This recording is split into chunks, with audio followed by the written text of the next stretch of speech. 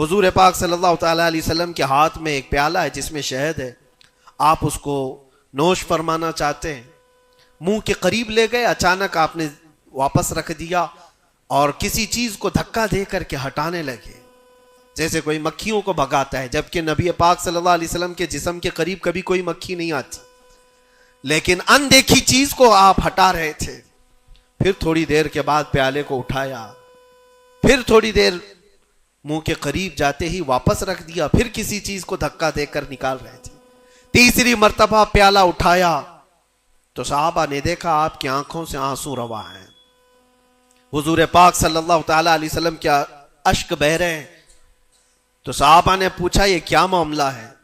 حضور اکرم صلی اللہ تعالیٰ علیہ وسلم فرماتے پہلی بار جب میں نے شہد کا پیالہ اٹھایا تو دنیا میرے پاس سج سنور کر کے آئی، تیار ہو کر آئی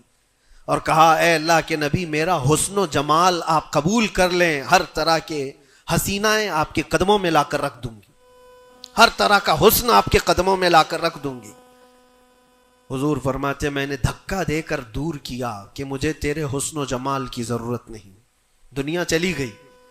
دوسری بار جب میں نے پیالہ اٹھایا تو دنیا پھر آئی میرے پاس اور پورے زر و جواہرات اور دولت کے انبار لے کر دنیا نے کہا اے اللہ کے نبی یہ قبول کر لیں، آپ کے قدموں میں سونے کے محلات اور جواہرات سجا دیے جائیں گے۔ حضور پاک صلی اللہ علیہ وسلم فرماتے میں نے اس کو بھی دھکا دے کر دور کیا، نہ تیرے حسن و جمال کی طرف میں رغبت کروں گا، نہ تیرے دولت و مال کی طرف، مجھے اس کی بھی حاجت نہیں۔ تیسری بار بہت امپورٹنٹ چیز میں عرض کر رہا ہوں، جو کہنا چاہتا ہوں توجہ سے سنیں۔ حضور پاک فرماتے ہیں تیسری بار دنیا میرے پاس آئی اور کہا اے اللہ کے نبی آپ نے میرے حسن و جمال کو بھی نہیں قبول کیا، دولت و مال کو بھی نہیں قبول کیا، مجھے دھکا دے کر دور کیا، لیکن ایک بات ہے آپ کے بعد آپ کی امت ایسا نہیں کر سکے گی، وہ دولت و مال اور حسن و جمال کی طرف بھاگے گی اور آپ کو چھوڑ دے گی۔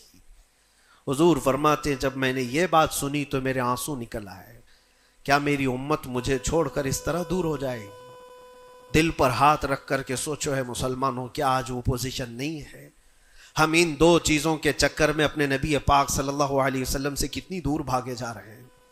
تم نے کبھی راتوں کو تصور کر کے دیکھا کہ کتنی راتیں ایسی آئی کہ میں نے اپنے مصطفیٰ کو یاد کیا ہے،